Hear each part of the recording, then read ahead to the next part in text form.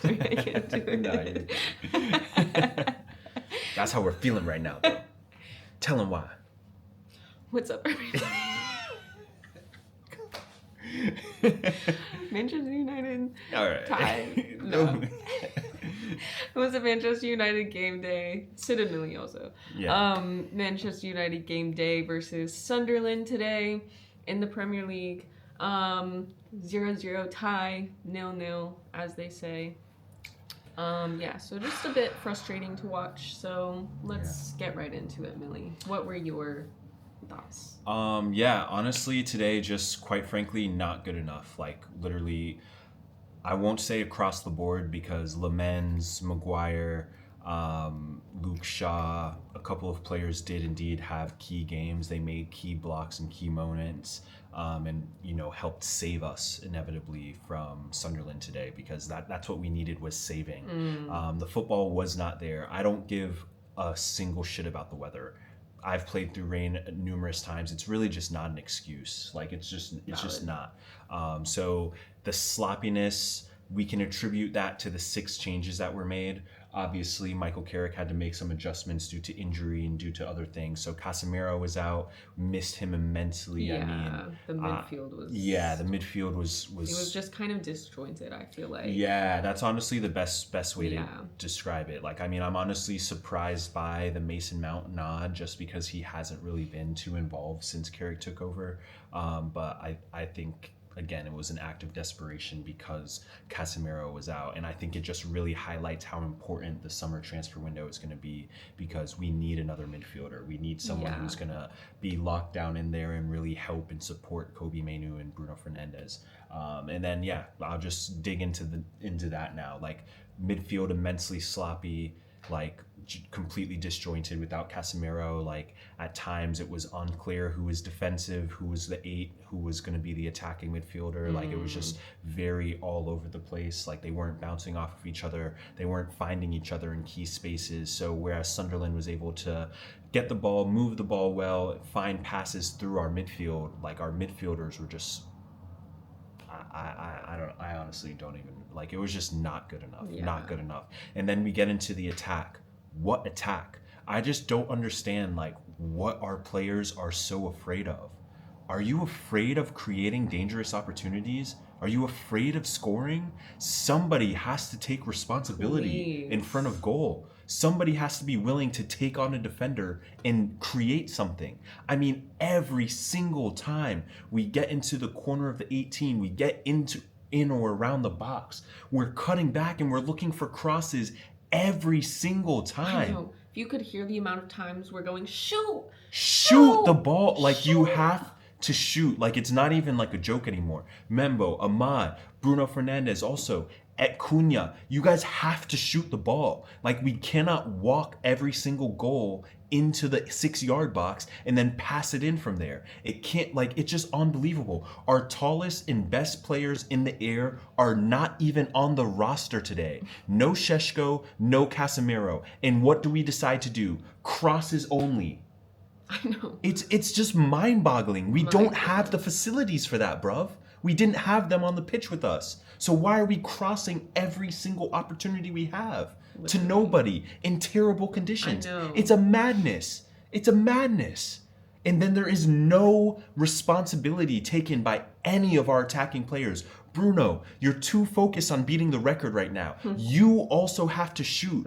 There were plenty of opportunities, maybe 2 opportunities, where Bruno creates space at the top of the 18 and does not shoot because he wants to lay it off to someone into space. Same with Cunha. What are we doing, man? At the end of the match, that has to be a shot on target, brother. It's gotta be a shot on target. We cannot be looking to pass the responsibility onto your teammates. You have to take responsibility in front of goal, take the deep breath, and put your foot through the ball and try and score. Take the glory for yourself. Everybody's trying to be the assist man. Somebody's got to step up to the plate and put the ball into the back of the net. My God, guys. It is craziness seeing it out there. Cross, cut back. We're crossing the ball to Ahmad. I mean, come on, guys. And then Ahmad's looking for the next pass. We have to be clinical. We have to have a dagger's edge in front of goal. Someone has to be willing to take a player on in the outsides. I mean, every single time it happened. I'm not going to pinpoint players anymore. But when we get into our wide positions, nobody is willing to run at the outside back, do a move, and create anything. Everyone wants to pass around their defender. You have to take him on. You're an attacking outside forward. You have to run at players. You have to take players on, and you have to create space for yourself. And when you create that space, you cannot do the same thing every single time. Sometimes it's okay to cross. Sometimes it's okay to pass. But sometimes you have to shoot. That's a fact. You have to switch it up. That is how you keep the defenders guessing. That is how you keep the game fluid. I mean, we're not even seeing our attacking players switching positions on the field. I mean, what are we doing to try and create danger? Not enough. Not enough. And today, it's just baffling watching our players up there refusing to take the responsibility, refusing to take the shots, refusing to take players on. And then they're just putting these hopeful balls into the box, hoping that somehow... There's no one there. So, yeah, it's just crazy. Xerxes, the center backs were stronger than Xerxes today. They were better than in the air than Xerxes today. And what do our guys keep doing? Lofting balls into the box, hoping that Xerxes is somehow going to grow 3 inches and put on 10 pounds during the match to be then replace Sheshko and jump up and head the ball. It's just madness, and it's so unrealistic, and it's so disappointing that they could not adjust in game to recognize what was going on. Yeah. And this is my only criticism with Carrick. My only criticism is that when you're seeing these trends in games, the changes have to come sooner. They have to come sooner. We have to make tough substitutions in games and remove players who are not doing what we need them to do. They're not being dangerous. Okay, you got to get off the pitch. You won't run at your outside back. You've got to get off the pitch. You won't take a shot when you create space for yourself. You've got to come off the pitch. I'm sorry. No, you're preaching. I guarantee you Shea Lacey's going to shoot because he's trying to prove something. So put the kid on. I know. Why not? I know he played earlier, so obviously today it was a moot point.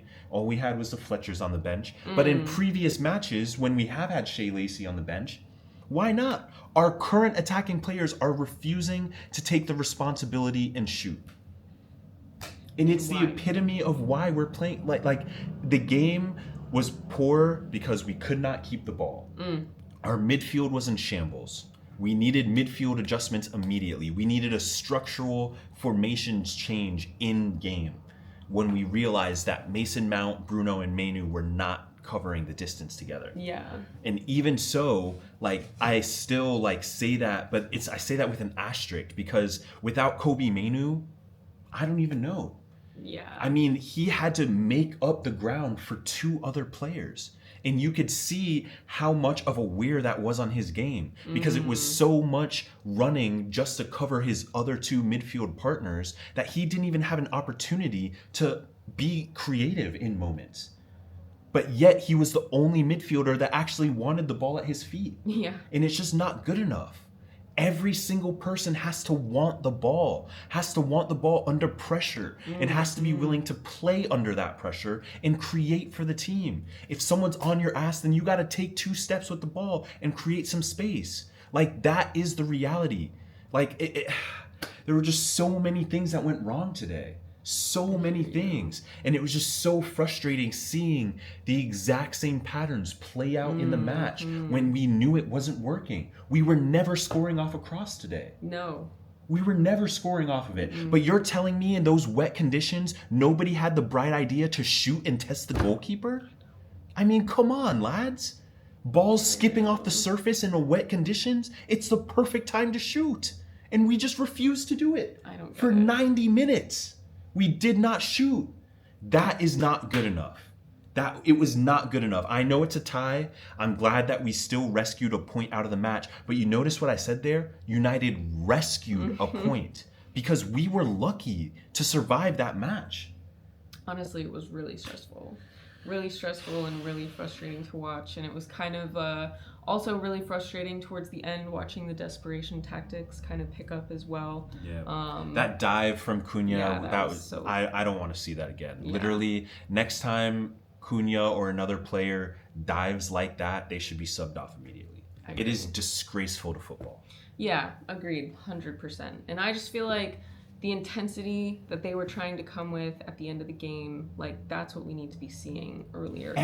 Yes, where was that? Because now Even you're the commentators desperate and trying to like bring intensity and try and win the match, but you should be doing that the whole game. Right. Now at the end, you're trying to do anything you can to get a goal. But you should be doing that. That should be the mindset for the entire match. It has to be. And I know that it is tough coming off of the back of a big high of last weekend when you beat a rival. I realize that the transition is tough going from playing a team like Liverpool to playing Sunderland. But regardless, it's not an excuse. It still is a football match, and today Sunderland outplayed Manchester United. And Manchester United was very lucky to hold on to a point. And that is just quite frankly not good enough.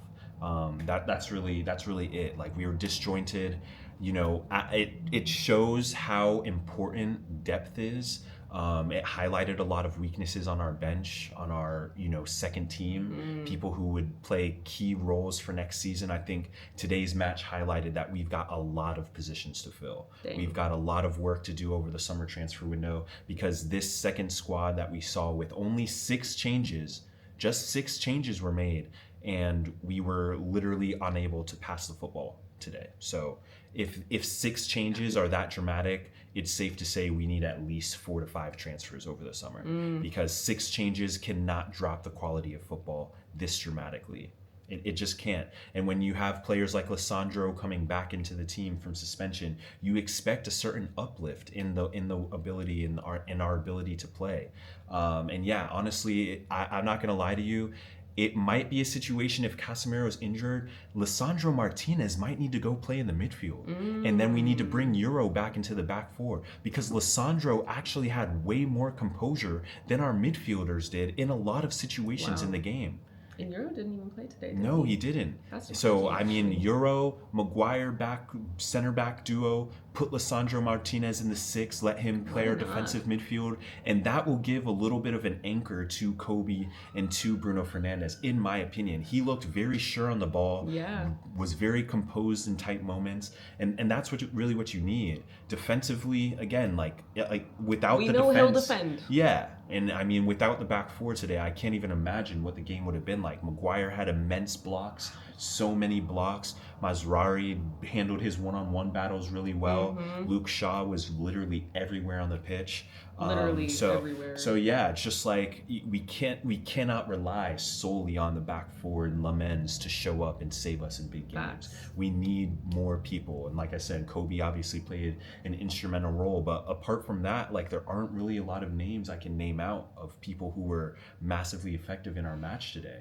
I think we need to be massively more effective in our attack. We need to be more cutting edge. We need to be more clinical. We need attacking players that want to score, that want to attack, that want to embarrass their defender. That's the reality of what it comes down to, though. Can I meg this guy? Can I beat him, make him fall down, and then get my cross in, get a mean highlight reel assist? Like, maybe you're not thinking about that in games, but in every single one of those things, it is a battle. You are battling your defender.